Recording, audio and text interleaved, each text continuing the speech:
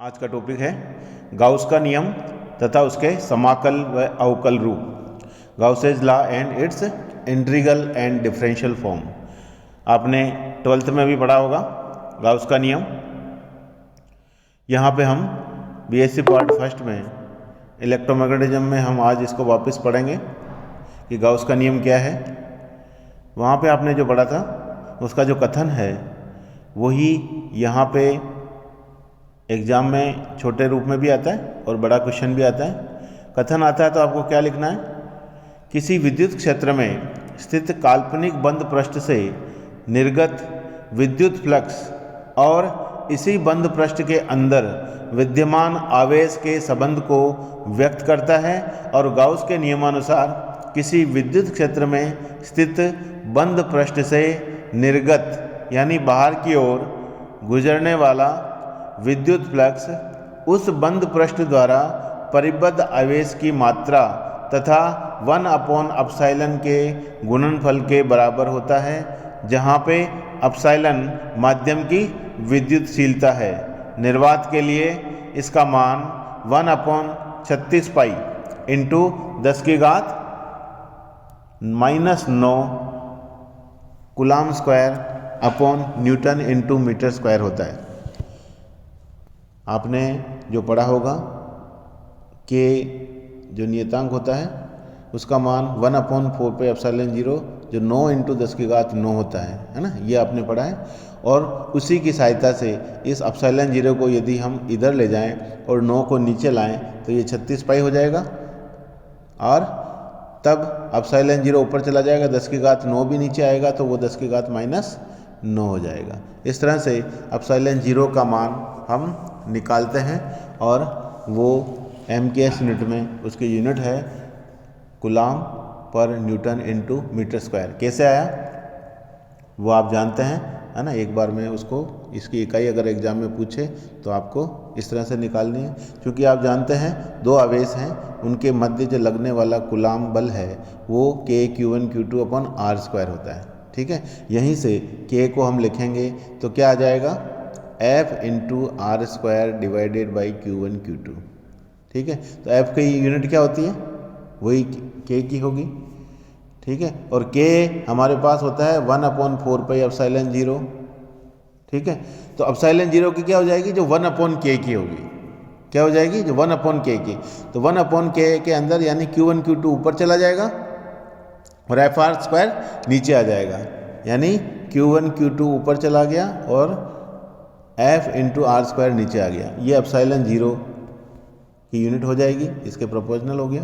तो ये हो जाएगा एक तरह से Q1Q2 को हम क्या लिखेंगे, कूलम्ब स्क्वायर, C/C है इसलिए, अपॉन फिर न्यूटन और r² ये मीटर स्क्वायर। ठीक है, तो रटने की जरूरत नहीं है।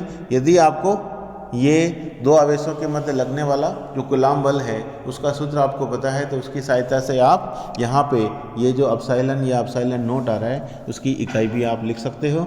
और ये 1/36 पाई इंटू 10⁻9 कहाँ से आया वो भी आपको मैंने बता दिया। 1/4πε0 आप याद रखते हैं हमेशा, और वो 9 इंटू 10⁻9 के बराबर होता है। वहाँ से आप ε0 का मान निकाल सकते हो।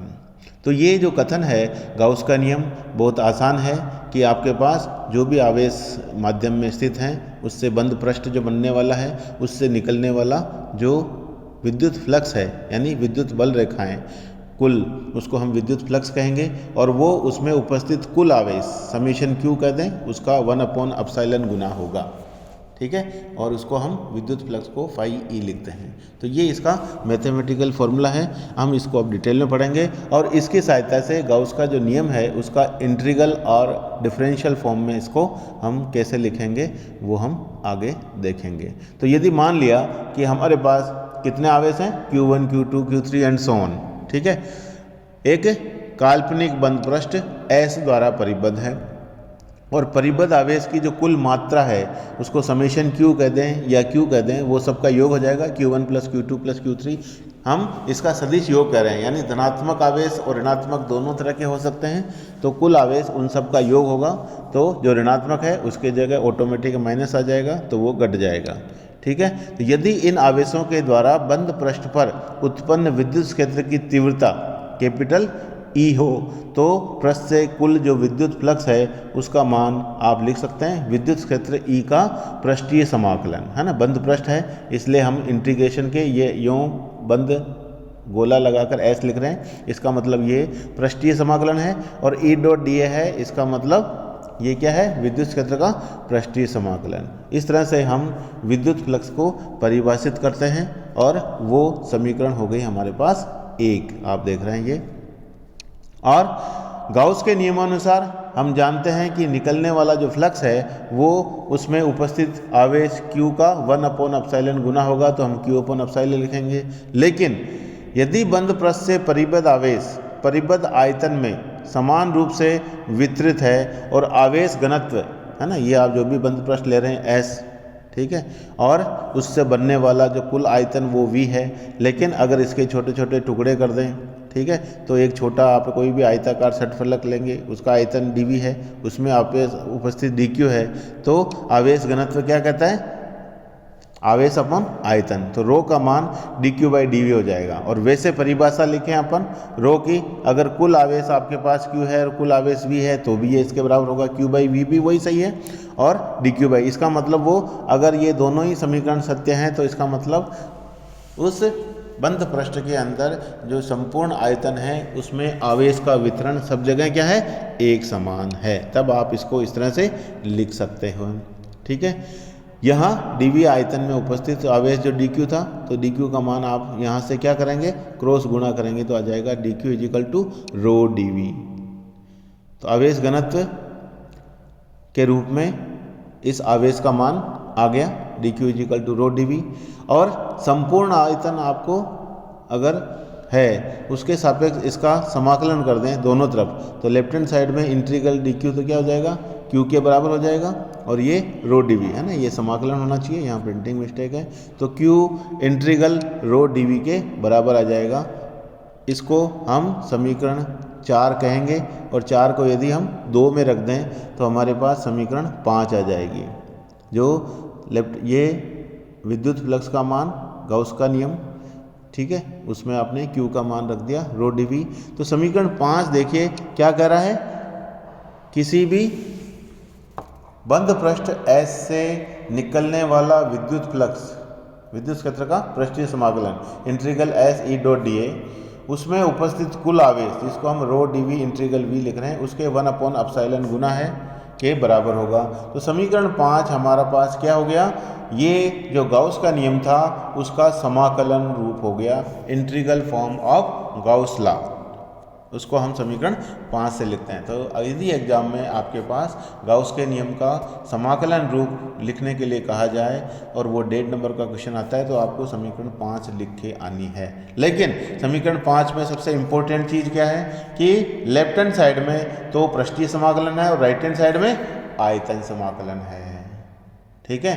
तो गाउस के नियम का जो अवकल रूप है उसको लाने के लिए इस समीकरण 5 में दोनों तरफ समाकलन समान हो जाए, या तो वो पृष्ठीय समाकलन हो या आयतन समाकलन हो। लेकिन एक तरफ यहाँ पे पृष्ठीय समाकलन है और दूसरी तरफ आयतन समाकलन है। लेकिन हम पढ़ चुके हैं गाउस की डाइवर्जेंस प्रमेय। गाउस की डाइवर्जेंस प्रमेय में क्या होता है, पृष्ठीय समाकलन को आयतन समाकलन में, आयतन समाकलन को पृष्ठीय समाकलन में बदला जाता है। तो हम गाउस के नियम का यहाँ पे डाइवर्जेंस जो प्रमेय है उसका उपयोग करेंगे।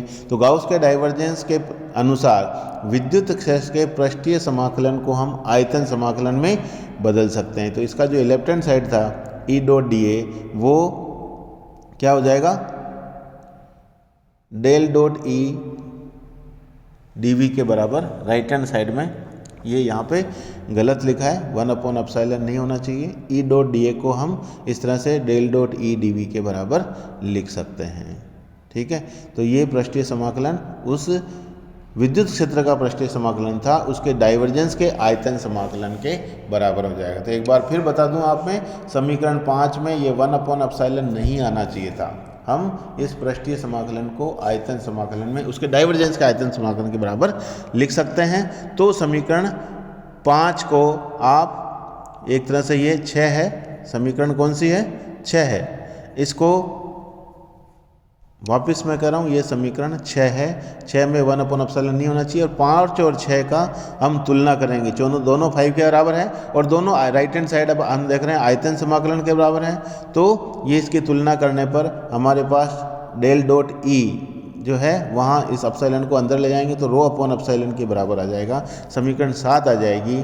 और divergence E equal to rho upon epsilon आ रहा है और यही गाउस के नियम का अवकल रूप हो जाएगा, क्योंकि डाइवर्जेंस ई क्या होगा हम जानते हैं, del i del by del x plus j del by delta y plus k by delta z होता है, और ई को अगर घटकों के रूप में लिखेंगे तो आई एक्स प्लस जे ई वाई प्लस के ई जेड आ जाएगा।